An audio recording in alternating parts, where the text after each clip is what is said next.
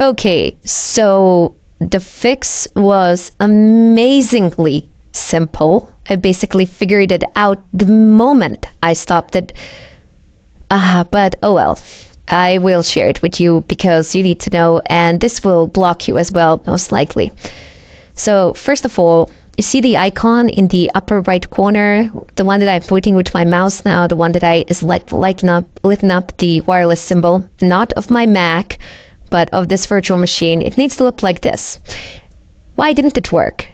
As you can see, it's working now. So if I type in ping google.com, the pings are passing through. And if you think that I did some shenanigans with the network, I did not touch it. You see the network status is still not attached at all. I didn't touch this.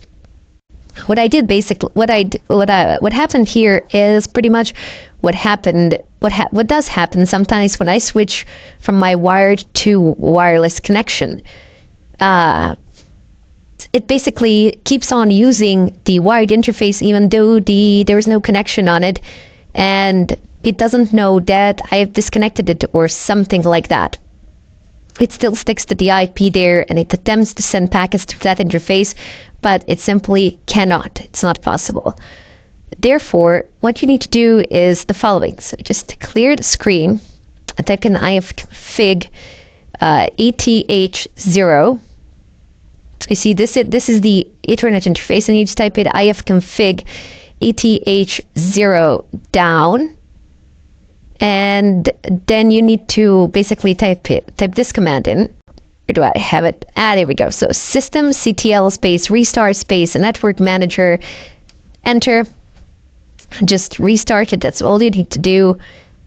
And I can type in ifconfig again.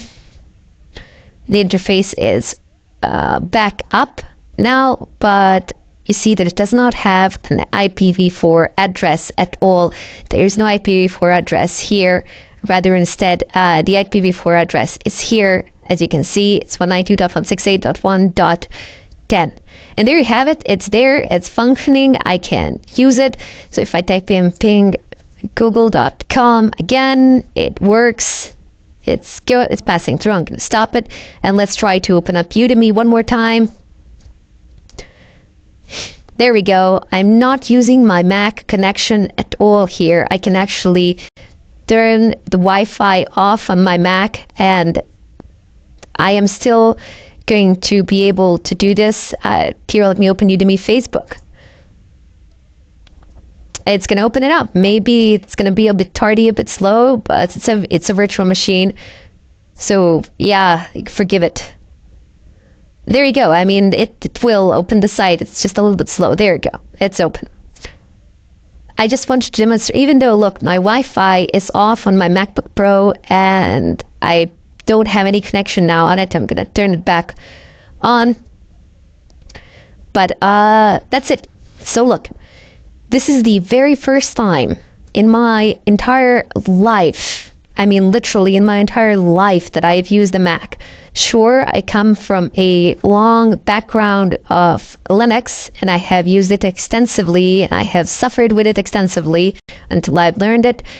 But this, for me, is the very first time that I've used the Mac. Sure, the Linux does give me a bit of an advantage to a Windows user, but still, keep in mind, this is the very first time that I've used the Mac in my entire life.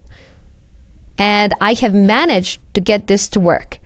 This was the first try in front of everybody live. As you saw, I encountered stupid problems. I encountered stupid errors. None of them were too complicated or complex, but they were just kind of stupid. I mean, I didn't know how to unzip a file on a Mac. Basically, it was that stupid. So I went onto the net and I researched for Homebrew, and I figured out that there is something called Homebrew, and there's Mac boards, and I've researched extensively on Stack Overflow, on Buffer Overflow, actually Stack Overflow. I've looked through the Apple's forums, I've looked everywhere, and I've figured out whether they're safe or not. And then I went through all these installations, and as you can see, they were kind of slow. I wasn't sure what I was doing. I was inching and moving and figuring it out together with you. And I want to do it this way because this puts me in your shoes. This puts me in the shoes of somebody who has experienced problems. And this basically like this, I can view it from your perspective, and you see it does work. There is no need to install anything on a Mac. You don't need any additional drivers on it.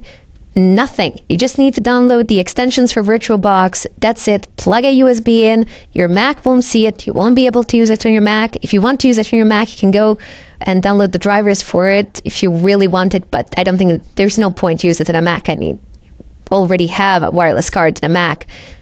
And I just download the extensions from Oracle VirtualBox, plug the USB in. There was no activity on it until I booted up the Kali Linux virtual machine, which took control of the USB, and I was able to utilize it here in the VM. So first try, things were hairy, but I managed to go through it all and managed to set it up without any problems of whatsoever. So it does. This is a proof that it works on a Mac without any problems. This is Yosemite latest updates. Sure, the Mac is a little bit old, it's 2011, but it's running Yosemite on latest updates, and basically there's not that much different from Mac from 2015. I mean, sure, you have a better display, but that doesn't affect your USB. You have a bit of a different hardware inside, but again, doesn't affect your USB port pass-through. That's pretty much the same.